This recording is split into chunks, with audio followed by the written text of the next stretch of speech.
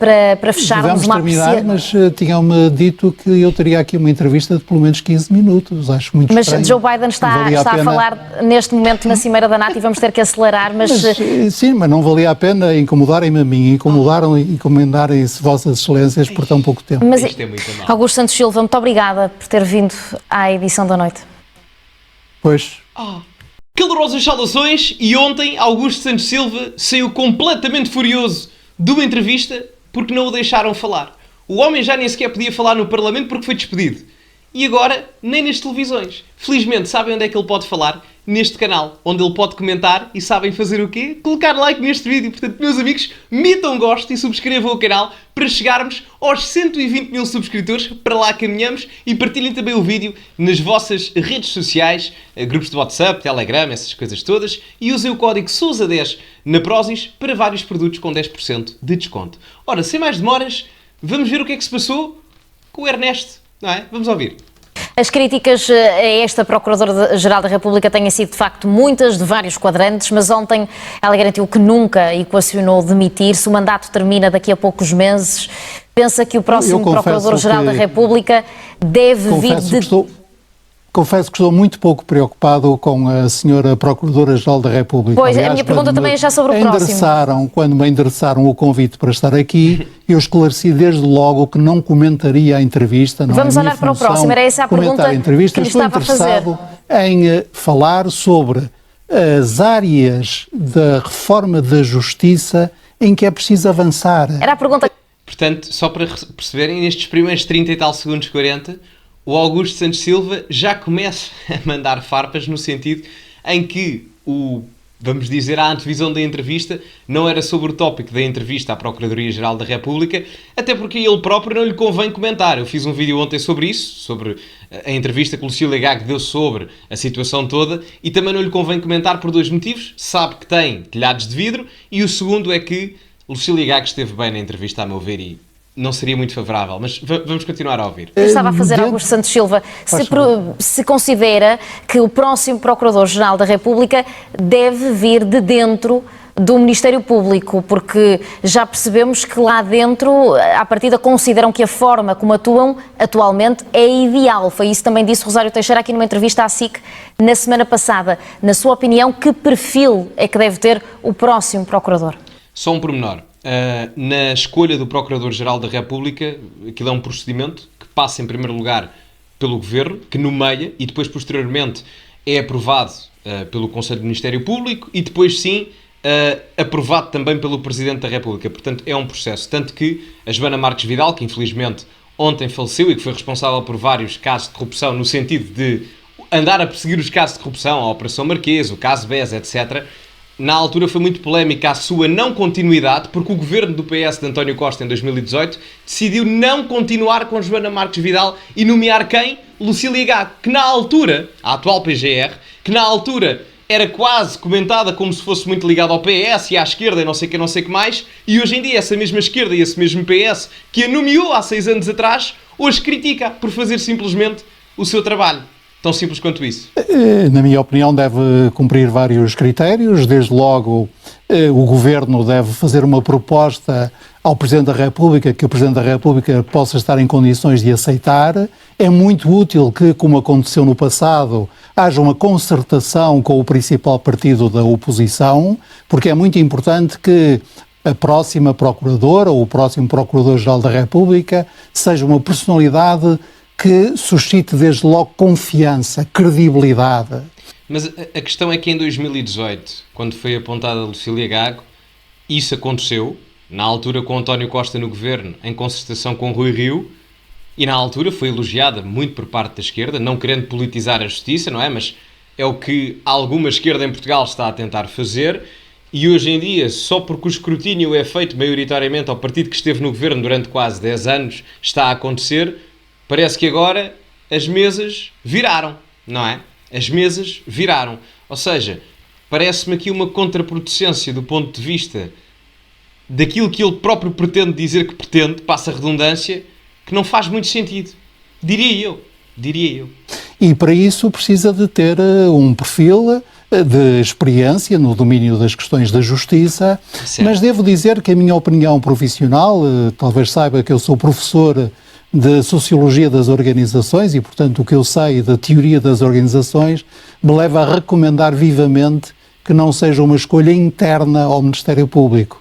Porque, às vezes, quando as organizações estão demasiado fechadas, quando estão dominadas por uma cultura ou um espírito corporativo, é preciso que venha alguém de fora que traga um ar fresco, um olhar novo e também que esteja menos presa, menos dependente desses laços corporativos.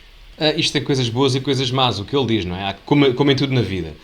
Do lado positivo, no sentido em que o que o Augusto Santos Silva aqui afirma é verdade. Se houver uma realidade muito fechada dentro das organizações políticas, empresariais, seja o que for, torna-se um bocado retilínea, em bom português, palas nos olhos, não é?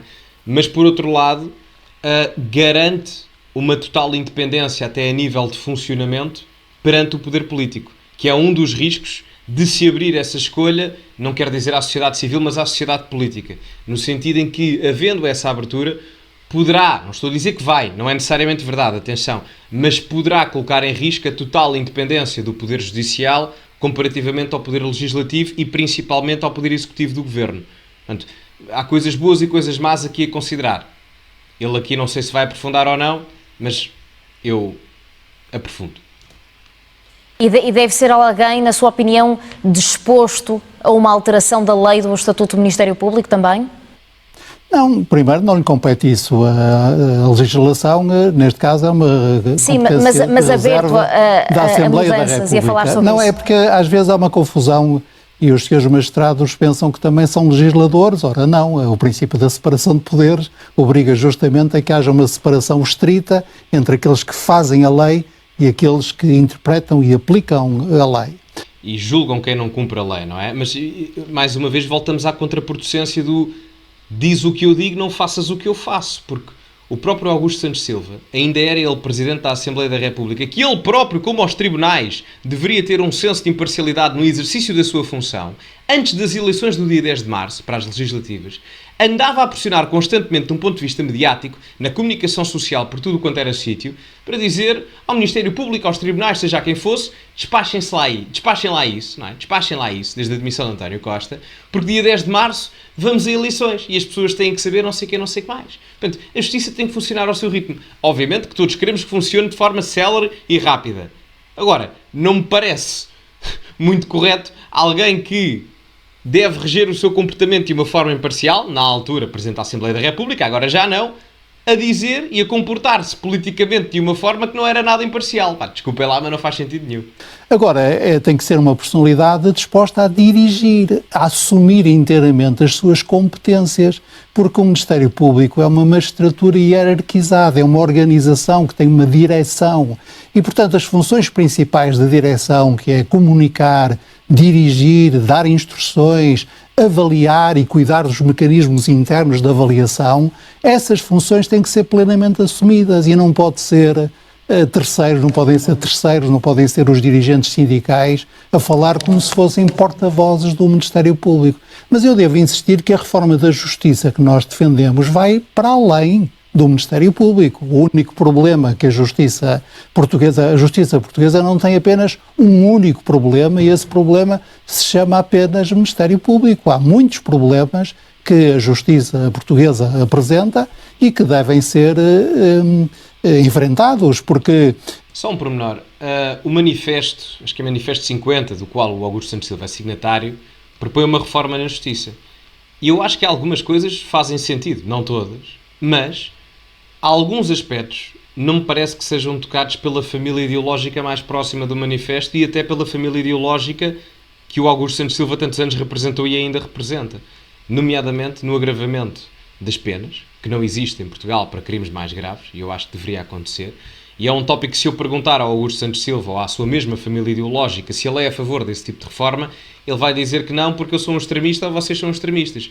Mas é um tipo de reforma que eu acho que faria sentido em Portugal, até porque outros países desenvolvidos na Europa são a favor disso.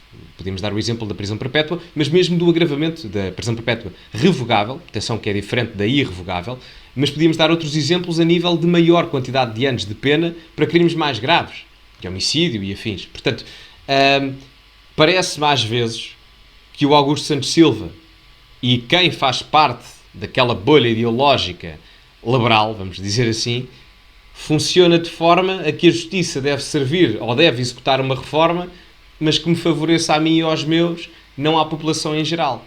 Portanto, isso não é muito similar à defesa do Estado de Direito, porque isso significa que estamos todos iguais perante a lei. Embora, algumas coisas ele possa ter razão no manifesto. Isso não está em causa nem tudo é bom nem tudo é mau, mas parece-me às vezes um bocado de hipocrisia na narrativa executada.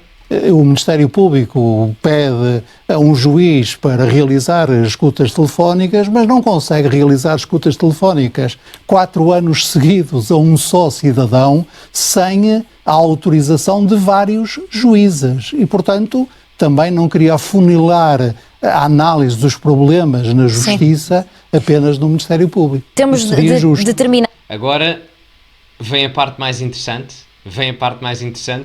Preparem-se, porque o Augusto Santos Silva começou este segmento. A entrevista só tem mais um... Isto é um corte da entrevista, mas a entrevista não é muito melhor do que isto aqui.